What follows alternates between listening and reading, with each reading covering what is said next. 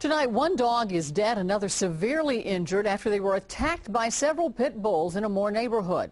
The dog's owner witnessed the vicious attack. She says there was nothing she could do to stop it. News Channel 4's Adam Mertz is on the night beat with that story.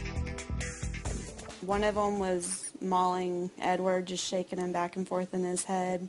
Edward was screaming. Edward, a 10-pound Yorkie, didn't even have a fighting chance. Tony and Megan Fowler say two large pit bulls jumped right over their fence and attacked their small dog Sunday morning.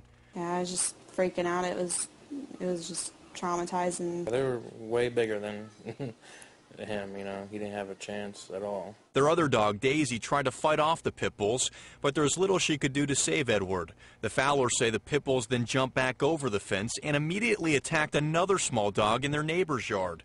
I thought that they were, was going to eat him. I mean, really, they were just, tearing him apart. So I thought he was already dead. I think it looked like they tried to pull his head off. Sandy Harney's dachshund Doc somehow survived the attack. He now has close to 40 stitches in the back of his head, which is still very swollen. I think he's a scrapper for sure. He's kind of brave to take on two big dogs and survive. Shortly after the attacks, Animal Control did capture the pit bulls. The Fowlers say it's fortunate that it was only their dogs in the backyard and not their 3-year-old son. They believe the dog's owner should be held responsible. My dog was in my yard. He was doing what he was supposed to be doing. So, how is it right for their dog to jump into my yard, kill my dog, and them have nothing?